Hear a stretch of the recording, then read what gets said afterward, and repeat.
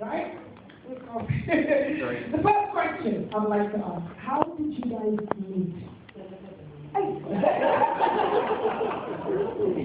For me?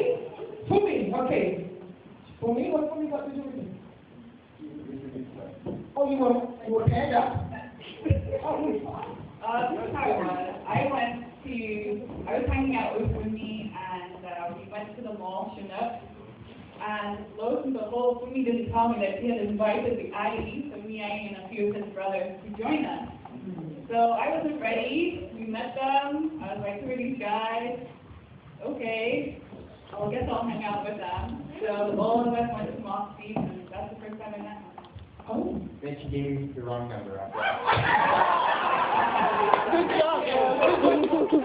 Oh, wow. So it's good to have a friend involved. Okay. How did you get the right number? Facebook. Advertising Facebook. Facebook. Yeah. I was on break for one of my semesters in school, and I had messaged Cynthia on Facebook, and she agreed to come out with me. That's how we reconnected. Why did you reconnect after giving him the wrong number? Well, I did not give him the wrong number. But I wrote it down. Anyways, a period of, 8-9 months. And at the time when he first was interested, I was not in a place of, I didn't want to date anyone. So anyways, after 9 months, basically I had been praying, and I felt like God was saying that it's time for me to start dating again. It's time, like, the person who I'm marrying is coming. So just a situation with me, I just really fit into the bill. So I was like, okay, you know what, I'll see what happens. So from the first time that you met, when you help, and the time that he asked you went out, how long was that? What was the period?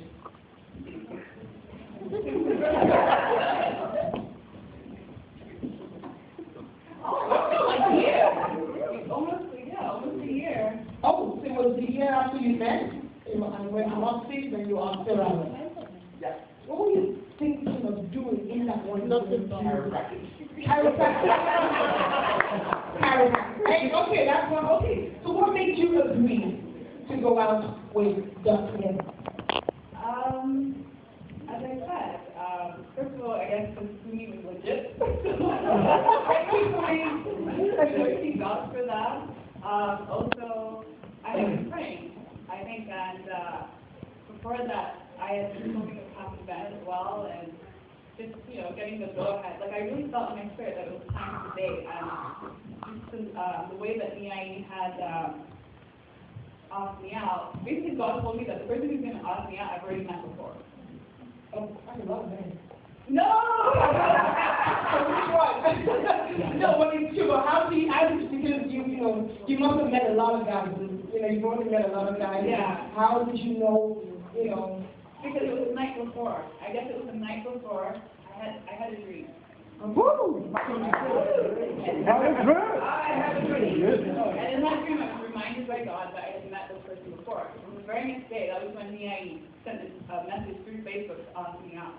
So I didn't believe in coincidences. I was like, that's a bit too... So you took a risk? Yeah, I did. Okay. Calm down. Yeah, I did. Okay, so how long was the dating? How long did you guys date, and how did you do all that stuff? Well, yeah, because you were in a different country. Yeah. So you was a long distance relationship. How did you do that? How did you make it work? Internet helped a lot.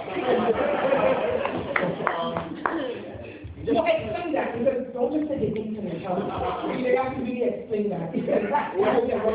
One of the things that was good for us is just having the time to actually connect when we weren't necessarily in person, because you're removed from the physical aspect that was felt in a relationship. So we really could communicate. So we would talk a lot on the phone, and when I say internet, I mean we would log on, watch the same movie at the same time for our dates and things like that. So you have to be creative in order to make it work.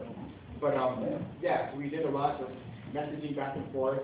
We did a lot of email communicating, and then phone. Yeah, or we had really expensive phone bills. You're talking long distance. Yeah, and then I would always come back on my break. So I had like 2 or 3 weeks, and in that time, then it's kind of like we'd spend as much time together as possible. Okay. And then we'd be, What were the challenges of a long distance relationship? Trust. Because you have to trust that person that, they're not doing something crazy behind your back while you're not there.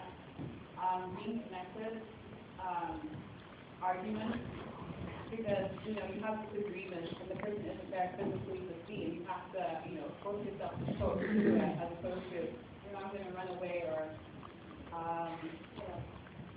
and just being away. I think it's hard being apart.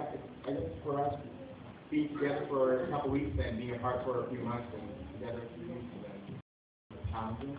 But one thing that was really important about our relationship, though, is both of us kind of decided that we're going to do this God's way. So we had been in past relationships before, but we kind of did what we wanted to do. And what was significant with us is we came together and we said we're going to do this God's way. So we had actually agreed not to kiss before we were actually going to be, know that we would be together. And that was challenging, but then the long distance helped because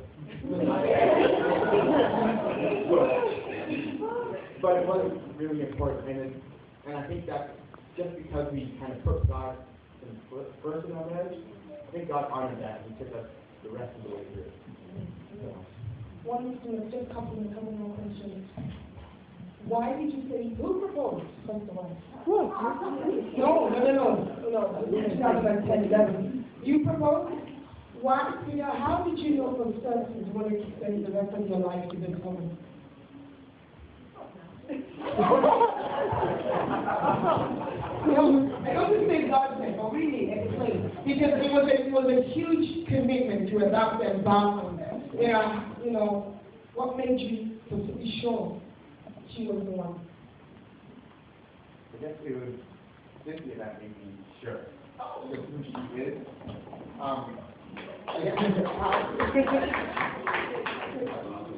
I think sometimes when people say, hey, they're actually kind of right.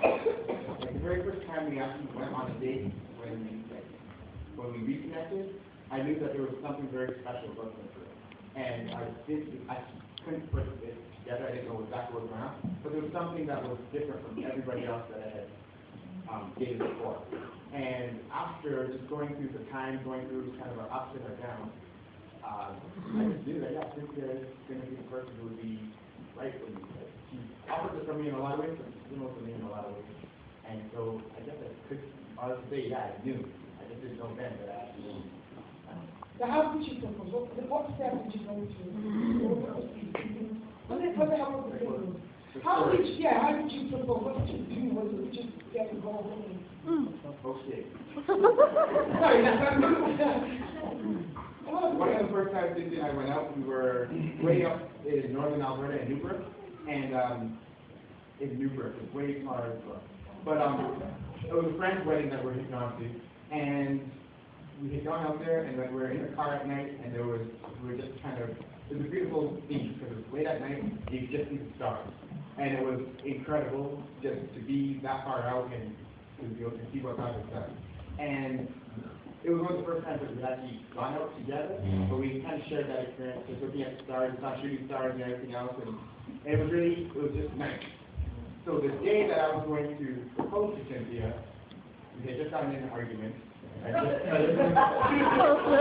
But I called Cynthia to come outside with me so we could look at the stars. That's just for us. Afterwards, one of her favorite one was, she's still a little bit mad, so I don't know if she knew what I asked what her favorite one was, and then I said I was going to get it for her, and I told her to ring.